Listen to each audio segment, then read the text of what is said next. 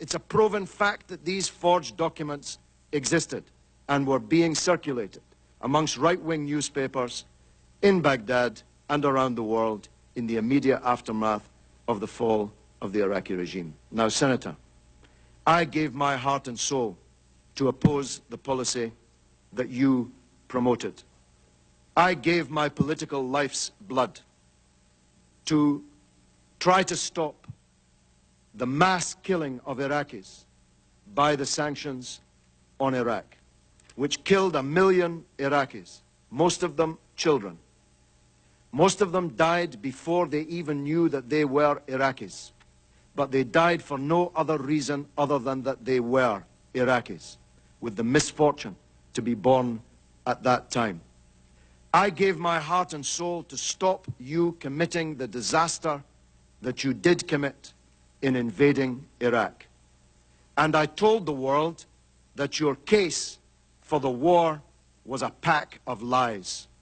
I told the world that Iraq, contrary to your claims, did not have weapons of mass destruction. I told the world, contrary to your claims, that Iraq had no connection to Al-Qaeda.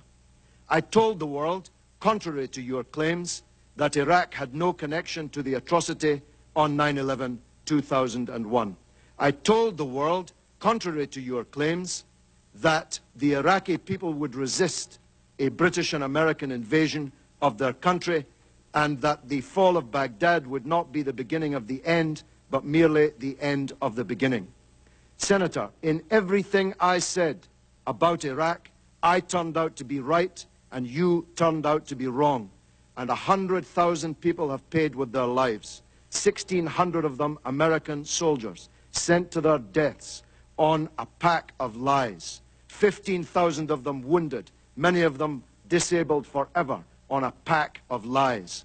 If the world had listened to Kofi Annan, whose dismissal you demanded, if the world had listened to President Chirac, who you want to paint as some kind of corrupt traitor, if the world had listened to me and the anti-war movement in Britain, we would not be in the disaster that we're in today. Senator, this is the mother of all smokescreens. You are trying to divert attention from the crimes that you supported, from the theft of billions of dollars of Iraq's wealth.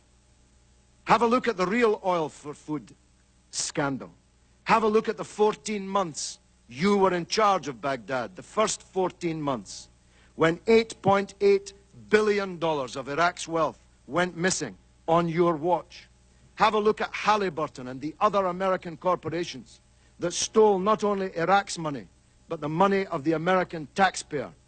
Have a look at the oil that you didn't even meter, that you were shipping out of the country and selling, the proceeds of which went who knows where. Have a look at the $800 million you gave to American military commanders to hand out around the country without even counting it or weighing it. Have a look at the real scandal breaking in the newspapers today, revealed in the earlier testimony in this committee, that the biggest sanctions busters were not me or Russian politicians or French politicians. The real sanctions busters were your own companies with the connivance of your own government.